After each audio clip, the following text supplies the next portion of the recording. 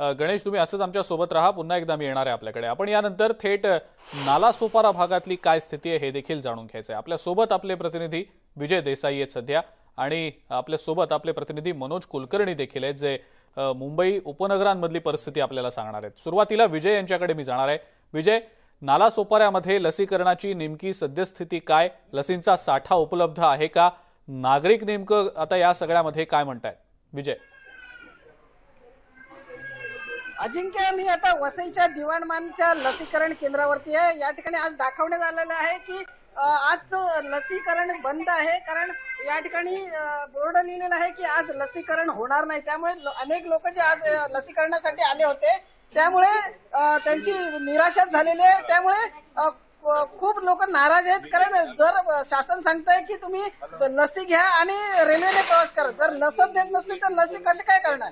माझ्यासोबत या ठिकाणी काही लोक आहेत, त्यांच्याकडून जाणून घेऊया। मुझे बताइए, आप यहाँ पे आए, यहाँ पे आए थे तो कैसा लस नहीं मिल रहा है, क्या कहेंगे? सर जी, अभी हम लोग इधर आए हैं, लेकिन अभी तक यहाँ पे जो वैक्सीनेशन का मिल नहीं रहा। कितनी बार चक्कर काटा है, कितनी बार आके गए, बोले अगले हफ्ते आएगा, नेक्स्ट टाइम। अभी हमारा एक भी नहीं हो पाया, और ट्रेन में जाना चाहते हैं तो जा नहीं सकते। अभी डबल कभी लगेगा, कभी हम लोग काम धंधे पे जाएंगे, समझ में नहीं बैठ रहा। आप लोग कुछ करो इसके बारे में, सरकार को भाई जल्द से जल्द लसीकरण मिळत नाही तर आम्ही लसीकरण करतो। तुम्ही काय सांगाल? ऍक्च्युली लसी इकडे भेटतच नाही। सर्वसामान्य लोकांना लसी भेटत नसल्यामुळे ट्रेनने प्रवास करू शकतच नाही, आणि याच्यामध्ये सर्वसामान्य लोकांचे खूप हाल होत आहेत। कामधंदा नसल्यामुळे त्यांच्या जेवणाचे वांदे होत आहेत, त्यांना सगळ्या सोयी भेटत नाही आहेत काही। त्यामुळे सरकारने लसीकरण लवकरात लवकर चालू करावे। लवकरात लवकर चालू करा। आप क्या कहेंगे?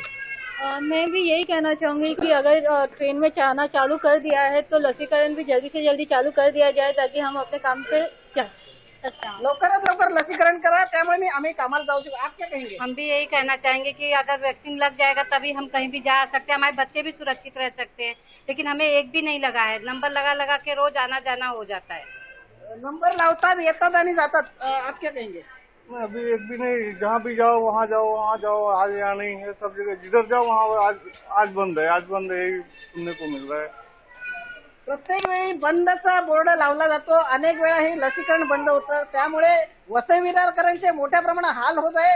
शासनाने वसई विरारसाठी जास्तीत जास्त लसी द्याव्या अशी मागणी आता येथील नागरिक करत आहेत। बिलकुल विजय, असेच आमच्या सोबत राहा, पुन्हा एकदा आपल्याकडे येणार आहे। यानंतर आपण मनोज कुलकर्णी यांच्याकडे जाऊया। घाटकोपर राजावाडी रुग्णालयाच्या बाहेर मनोज कुलकर्णी आमचे प्रतिनिधी आहेत, आणि तिथं देखील लसीकरणासाठी नागरिकांनी गर्दी केलेली होती। सातत्यानं जी प्रमुख लसीकरण केंद्र आहेत त्या केंद्रांवर नागरिक गर्दी करतायत। एकीकडे लोकल प्रवासाला आता मुभा दिली गेलेली आहे, मात्र ज्यांनी 2 डोस घेतले त्यांनाच फक्त लोकल प्रवास करता येणार आहे। त्यामुळे ज्यांचा 1 डोस घेतला गेलाय असे नागरिक दुसऱ्या डोससाठी देखील लसीकरण केंद्राबाहेर गर्दी करतायत। मनोज, आपण राजावाडी रुग्णालयाच्या बाहेर उपस्थित आहात, काय नेमकी तिथली सध्याची स्थिती आहे? हॅलो, आवाज येतोय? मनोज, आवाज येतोय, बोला। हॅलो, सर्वप्रथम मी वेळेअभावी राजावाडी रुग्णालयापर्यंत पोहोचू शकलो नाही, परंतु मी आहे चेंबूरच्या टिळकनगरच्या सहकार या लसीकरण केंद्राच्या बाहेर, आणि या ठिकाणी आपण बघू शकतो की कशी शुकशुकाट असल्याचं पाहायला मिळतंय। आजही या ठिकाणी लसीचा पुरवठा न झाल्यामुळे लसीकरण केंद्र बंद करण्यात आल्याचं या ठिकाणी बोर्ड लावण्यात आलेला आहे। आपण 2 दिवसापूर्वी या ठिकाणी बातमी केली होती, या ठिकाणी सुद्धा मोठ्या प्रमाणात लोकांची गर्दी होती। जवळपास 100 ते 200 फूटापर्यंत या ठिकाणी गर्दी होती।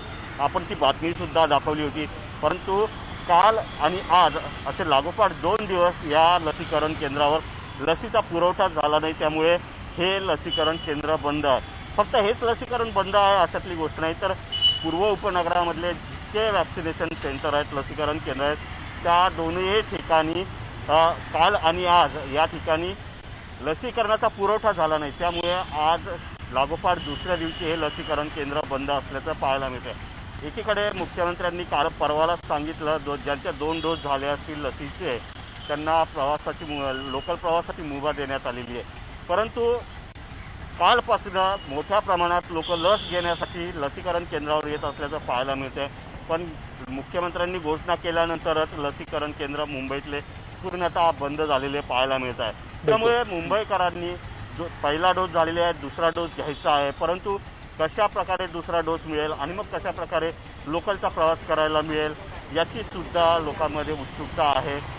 समस्या पण आहे, कारण दुसरा डोस नाही आहे तर लोकलमध्ये प्रवास करायला मिळणार नाही, लोकलमध्ये प्रवास करायला मिळणार नाही तर कामावर जायला मिळणार नाही, बरोबर. आणि कामावर जायला मिळणार नाही तर कशा प्रकारे आपलं अर्थार्जन होईल, या सगळ्या समस्येत मुंबईकर गुंतलेला असताना हे लसीकरण केंद्र आहे त्याच्यावर सुरळीतपणे लसींचा पुरवठा झाला तरच कुठेतरी मुंबईकरांना त्याचा फायदा होणार आहे आणि बिलकुल. त्यांचं जनजीवन जे आहे ते सर्वसामान्य होईल. बिलकुल मनोज, असेच आमच्या सोबत राहा. पुन्हा एकदा मी आपल्याकडे येणार आहे. यानंतर आपण पुन्हा एकदा कल्याणला जाणार आहोत. आपले प्रतिनिधी गणेश